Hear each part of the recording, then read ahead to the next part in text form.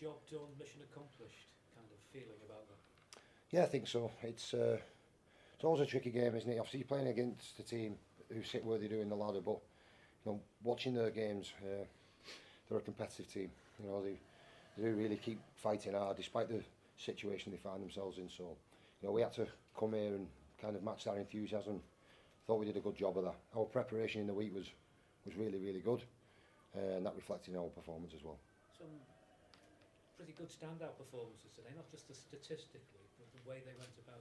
We're trying to pick out Darryl Clark, we're trying to pick out Moses and Bai. Where'd you start with the performance level today?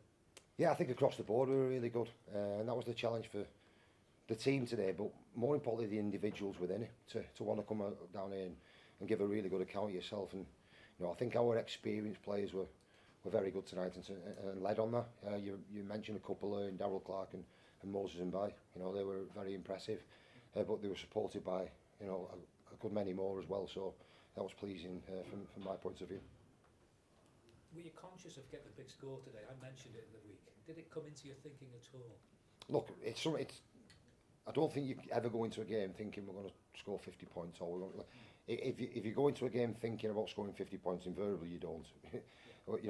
What we had a real strong conversation around with the group is that if we commit to a real tough style of rugby, if we want to bring fatigue into the game, if we want to commit to our identity in essence, then there could potentially be points there for us. But also we're going to have to be good with the ball. You can't disrespect possession. All the things that you talk about when you play any other team. I've got coaches like kneeling. Is it one of the things that sticks on you at the end? Oh, killed me. Yeah, it did. I challenged the team at half time. I said I like the 24 points, but I like the 0 even better. Let's keep it that way. So, and not Moses and Bai missing touch. That can happen. I thought we didn't respond well enough. And I just said to the team there, it was probably the one blot on the copybook today.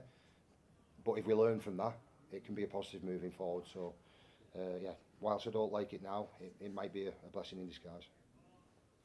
Some aspects of your play, your close quarter, passing and support play, must have been pleased with that. Yeah, excellent. Yeah, we're doing a really good job of that, and Lauren's been hammering that message home with the team for a good number of weeks now to really support each other. And when you've got skillful players, particularly through the middle, guys like James Bell, as well Ignatius Parsky now returning, who's got an offload. Curtis Sirin and Sione on the edges who can punch holes in the defensive line and get their arms free. And it's important that you are getting on the ball. It's important that you are looking for support players. So it's an area which we're challenging the team to improve on. I think we're doing that, but we need to get better as well. You mentioned Darryl Clark before. It took him 14 games to get his own song. The crowd were really lapping it up today. How do you assess what he's contributed to St so far in this half of the season? Yeah, I think he's contributed what we expected him to. He's obviously a very experienced player. No super, he's been around the game a long time, but he's still got that sharpness out to dummy half. And he's a fantastic support player as well. And obviously, I think 3 tries in 7 minutes is evidence of that. So it's great to see him get his rewards.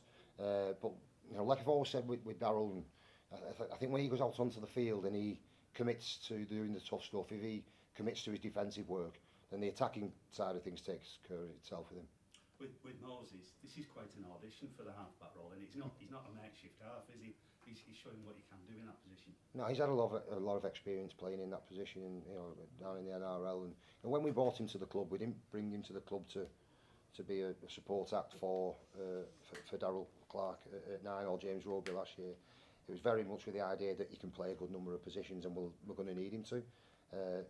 So I've mentioned this earlier on in the year when in pre-season he trained a fair bit there and did a brilliant job. So whenever we feel that we need to move Moses into that, there's certainly no hesitation on my part and to put him in there. And again, he showed today his quality as a player and what he is as well. People won't notice away from the environment. He's a fantastic leader.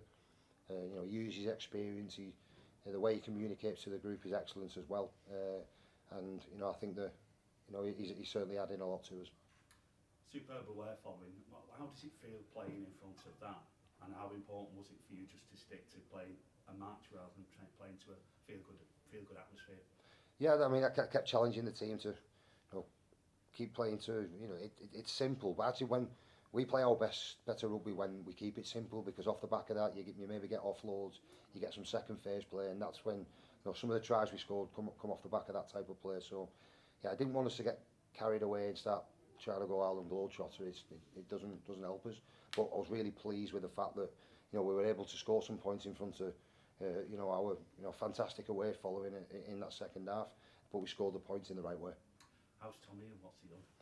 It's looking like a bit of a plantar fascia issue, which he's had previously, I think, in 2019, which kept him out for around 4 weeks, I think. So something similar to that. Obviously, like we always say, we'll get the assessments done and see where we're at. But initially, yeah, it seems like a similar, injury to what occurred back then. How do you're halfway there, top of the league, halfway through the season. This is the tough bit now. You're home straight, but well placed. Yeah, we're well placed. We feel good. Like I've mentioned the last few weeks, we've benefited from the breaks that we've had. Although we would have much preferred to not have had those breaks and be playing in cup finals. So, we've got to take that for what it is, though.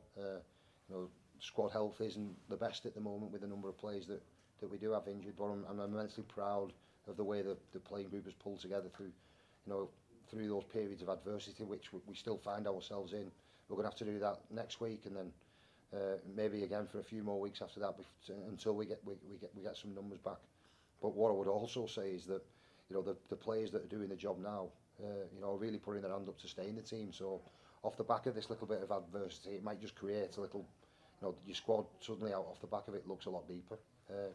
Noah Stevens, as an example, has come in and done a tremendous job, and all of a sudden, he's fighting hard to keep his spot in the team, like a lot of the other guys are as well. And you squeezed more minutes out of Agnesia today. Is that because you had a lot of the ball, or is that always the plan to give him that extended run? It was planned to give him more minutes, but I thought it helped him the fact that there was a bit stop-start with the tries that we scoring in the game. So it was I think it was almost a perfect game for Ignatius to get exposed to more game time, but also get those little periods of breaks in there as well. So he was blowing in the game, which we knew he would be, but I think you're seeing his contribution, his physicality in defence, the way he carries the ball. I said it the week before. He's going to be an important player for us moving forward. We don't expect him to be perfect or anywhere near near his best at this moment in time, but what he contributed today shows he's going to be an handful for us. Mate, hat-tricks for hookers are rare, but true hat-tricks, like 3 in a row, I've probably seen maybe 40 years, maybe seen 5, 6, 7, like it's very rare in rugby league, true hat-tricks. No.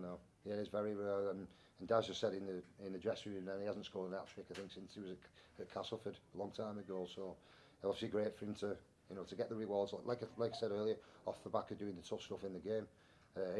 He's a wonderful player, and his support play, and you see he's still got that turn of foot that's made him so dangerous for a long time. So when we brought him to the club, we knew we were doing it for the right reason, and he's at the halfway point of the season, I think he's been really impressive for us. Then he ankle taps a centre with 2 minutes to go, 52-0 after he scored a hat-trick. I mean, incredible. Well, that's for me as a coach, that's as impressive as any of the 3 tries he scored, because he's showing the desire to chase back in the dying minutes of the game. So when you're doing that and the scoreline's 50 points to 0 at the time, or 52-0, it might not seem as rewarding, but you're going to need those types of efforts when the score is 4-all and the same time frame on the clock. So it's good for me as the coach to see you've got players who want to find those extra efforts. Was there any conversation downstairs with the medical staff or Tommy about the seriousness of this, like how it compared to last time and that sort of stuff? No, not really. It was just kind of a similar one, so couldn't really speculate too much there at this moment in time. It's obviously there is something there. But again, until we get the scans done, we won't really know much more. You just tell the trainer I can't run, as opposed to... Yeah, I think so. He knew straight away as soon as he's done something that he wouldn't be able to continue. So, I've got to pay huge credit to Mark Percival. He's not a winger by trade, but Wonga went over to the other side. Mark Percival pushed the wing and did a great job. Kicked his goals brilliantly today and carried the ball, strong out of yardage as well. So, when you miss a quality player like Tommy Makinson, you need somebody to step in that role and do the job to the same standard, and I thought Percy did that. And Wanga got Tommy's 2 tries. Yeah, he did. Yeah.